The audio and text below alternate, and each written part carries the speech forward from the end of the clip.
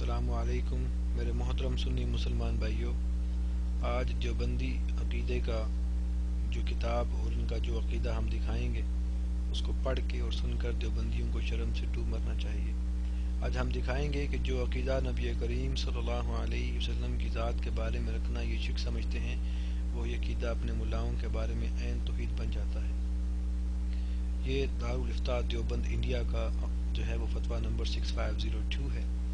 اس میں ان سے ایک جو ہے وہ سوال پوچھا گیا. ان سے سوال ہوتا ہے کہ آپ صلی اللہ علیہ وسلم زندہ ہیں اور کہیں بھی آ جا سکتے ہیں. یہ ان سے جو ہے وہ سوال پوچھا گیا. اب اس کا جواب جو ہے وہ یہ دیتے ہیں کہ آپ صلی اللہ علیہ وسلم کی حیات قبر میں حیات برزخی ہے، اس میں آپ صلی اللہ علیہ وسلم کہیں آ جا نہیں سکتے. یہ دارالافتاء دیوبند جو کہ دیوبندی حضرات اور تبلیغی جماعت کا پوری دنیا میں مرکز ہے، اس کا فتویٰ ہے کہ نبی کریم صلی اللہ علیہ وسلم کہیں بھی آ جا نہیں سکتے اپنی جو ہے وہ قبر انور سے. کاش انہوں نے واقعہ معراج ہی پڑھا ہوتا اور حضرت موسیٰ کا واقعہ ہی پڑھا ہوتا.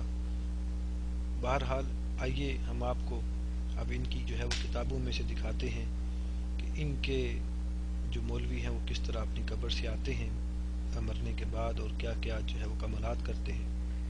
سب سے پہلے ہم آپ کو ان کی جو کتاب دکھاتے ہیں اس کا نام ہے ارواح ثلاثہ.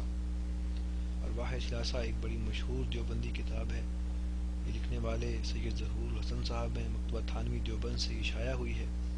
اس کتاب میں ایک واقعہ تحریر کرتے ہیں کہ حضرت محترم مولانا حبیب الرحمن صاحب مرحوم نے فرمایا کہ مولوی احمد حسن صاحب امروہی اور مولوی فخر الحسن صاحب گنگوہی میں باہم معاصرانہ چشمت تھی اور اس نے بعض حالات کی بنا پر ایک محاسمہ اور متنازع کی صورت اختیار کر لی اور مولانا محمود صاحب کو اصل جھگڑے میں شریک نہ تھے اور نہ ہی انہیں اس قسم کے امور سے دلچسپی تھی، مگر صورتحال ایسی پیش آئی کہ مولانا بھی بجائے غیر جانبدار رہنے کے کہ کسی ایک جانب جھک گئے اور یہ واقعہ کچھ طول پکڑ گیا. اس دوران ایک دن علی صبح بعد نماز فجر مولانا رفیع صاحب نے مولانا محمود صاحب کو اپنے حجرے میں بلایا جو دارالعلوم دیوبند میں ہے.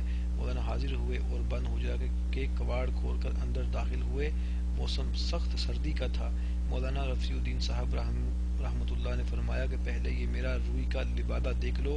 مولانا نے لبادہ دیکھا تو تر تھا اور خوب بھیگ رہا تھا. فرمایا کہ واقعہ یہ ہے، ابھی مولانا نانوتوی رحمۃ اللہ علیہ جسد عنصری کے ساتھ میرے پاس تشریف لائے تھے، جس سے میں ایک دم پسینہ پسینہ ہو گیا اور میرا لبادہ تر بتر ہو گیا. اللہ اکبر کبیرہ.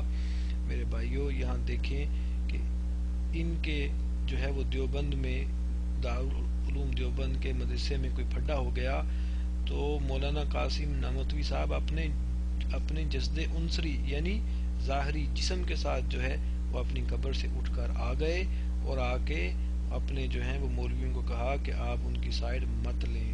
اللہ اکبر.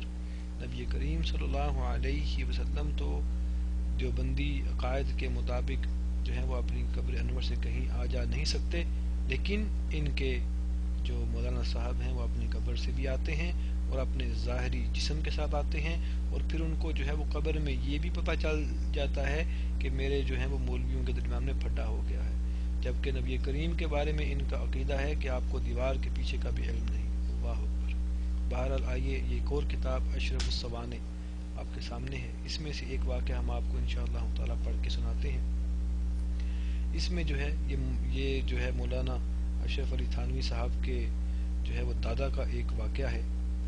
یہ واقعہ جو ہے وہ تحریر فرماتے ہیں کہ پردابا صاحب تو کیرانہ اور شاملی کے درمیان جہاں پختہ سڑک ہے شہید ہوئے اور وہیں پر پیر سماع الدین صاحب کے مزار کے پاس دفن کیے گئے اور شروع میں بہت عرصہ تک ان کا عرس بھی ہوتا رہا. کسی بارات میں تشریف لے جا رہے تھے. بہرحال آگے پڑھیے. دوسرے جو ہے وہ پیرے میں لکھا ہے کہ شہادت کے بعد ایک عجیب واقعہ ہوا. شب کے وقت اپنے گھر مثل زندہ کے تشریف لائے اور اپنے گھر والوں کو مٹھائی لا کر دی اور فرمایا کہ اگر ظاہر نہیں کرو گے تو اسی طرح روز آیا کریں گے.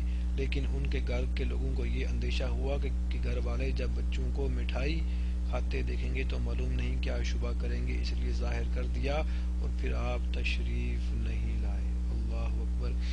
میرے بھائیوں، یہاں پر مولانا اشرف علی تھانوی کہ جس کو یہ لوگ حکیم الامت بھی کہتے ہیں، ان کے دادا صاحب جو ہیں وہ مر گئے، کہیں پر بارات میں جا رہے تھے، وہیں جو ہے وہ ڈاکوؤں نے حملہ کیا، مر گئے، اپنی قبر میں چلے گئے۔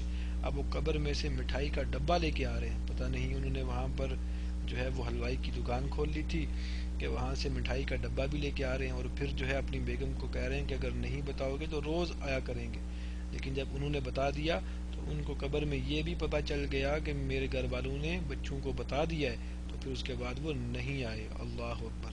نبی کریم صلی اللہ علیہ وسلم تو اپنی قبر انور سے کہیں آ جا نہیں سکتے، لیکن جو بندی ملا جو ہیں وہ اپنی قبر سے جب چاہیں باہر بھی آ سکتے ہیں، مٹھائی بھی لے کے جا سکتے ہیں، سب کچھ کر سکتے ہیں۔ اور پھر ان کو جو ہے وہ اپنی قبور میں یہ بھی پتہ چل جاتا ہے کہ دارالعلوم دیوبند میں پھڈا ہو گیا ہے، اور جناب یہ بھی پتہ چل جاتا ہے کہ میرے گھر والوں نے بچوں کو بتا دیا ہے، اب آئندہ نہیں جاؤں گا۔ اللہ اکبر۔ جبکہ نبی کریم صلی اللہ علیہ وسلم کے بارے میں یہ عقیدہ ہے کہ آپ کو دیوار کے پیچھے کا بھی علم نہیں تھا۔ کیا یہ عقیدہ توحید ہے یا یہ شان مصطفیٰ صلی اللہ علیہ وسلم کے لائق ہے؟ انصاف آپ کیجیے۔